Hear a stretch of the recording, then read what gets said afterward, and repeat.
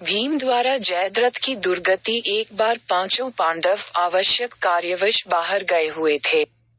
आश्रम में केवल द्रौपदी, उसकी एक दासी और पुरोहित धौम्य ही थे। उसी समय सिंधु देश का राजा जयद्रथ, जो विवाह की इच्छा से शाल्व देश जा रहा था, उधर से निकला। अचानक आश्रम के द्वार पर खड़ी द्रौपदी पर उसकी दृष्टि पड़ी और वह उस पर मुग्ध हो उठा। उसने अपनी सेना को वहीं रोककर अपने मित्र कोटिकास्य से कहा, कोटिक, तनिक जाकर पता लगाओ कि यह सर्वांग सुंदरी कौन है। यदि यह स्त्री मुझे मिल जाए तो फिर मुझे विवाह के लिए शाल्व देश जाने की क्या आवश्यकता है। मित्र जयद्रथ की बात सुनकर कोटिकास्य द्रौपदी के पास पहुंचा और बोला, हे कल्याणी, आप कौन हैं? कहीं आप कोई अप्सरा या देवकन्या तो नहीं है? द्रौपदी ने उत्तर दिया, मैं जग विख्यात पांचों पांडवों की पत्नी द्रौपदी हूँ। मेरे पति अभी आने ही वाले हैं, अतः आप लोग उनकी आतिथ्य सेवा स्वीकार करके यहाँ से प्रस्थान करें। आप लोगों से प्रार्थना है कि उनके आने तक आप लोग कुटी के बाहर विश्राम करें। मैं आप लोगों के भोजन का प्रबंध करती हूँ। कोटिकास्य ने जयद्रथ के पास जाकर द्रौपदी का परिचय दिया।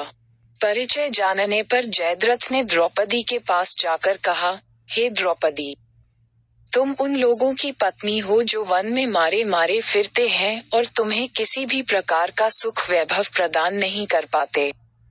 तुम पांडवों को त्याग कर मुझसे विवाह कर लो और संपूर्ण सिंधु तथा सौबीर देश का राज्य सुख भोगो।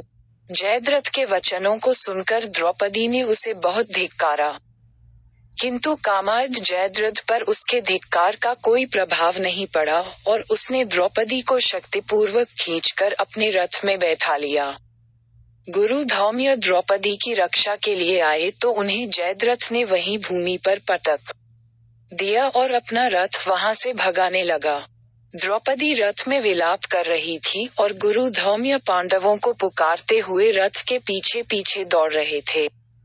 कुछ समय पश्चात जब पांडव वापस लौटे तो रोते कल्पते दासी ने उन्हें सारा वृतांत कह सुनाया।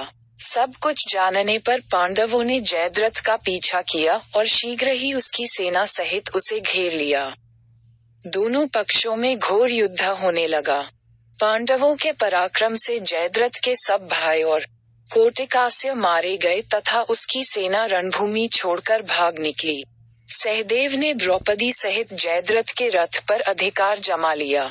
जयद्रथ अपनी सेना को भागती देखकर स्वयं भी पैदल ही भागने लगा। सहदेव को छोड़कर शेष पांडव भागते हुए जयद्रथ का पीछा करने लगे।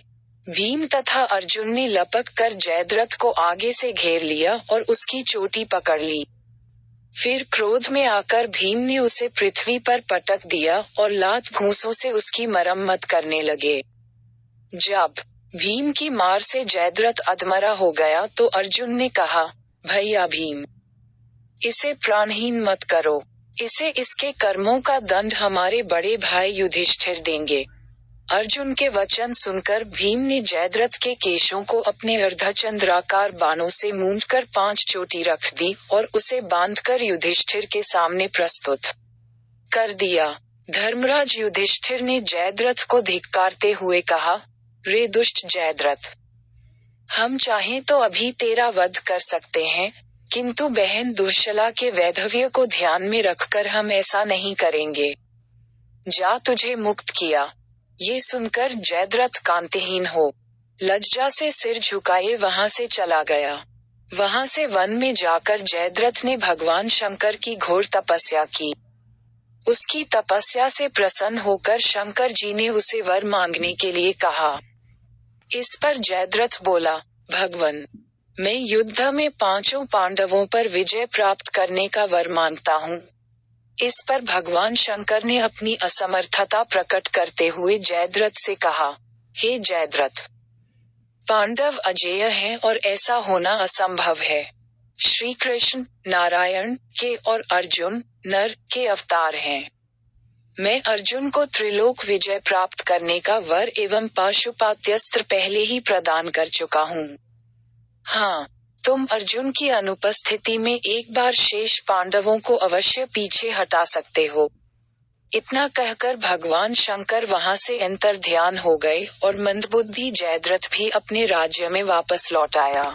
अगर आपको वीडियो अच्छा लगा तो सब्सक्राइब करें और शेयर करें एजुकेशन स्टोरी।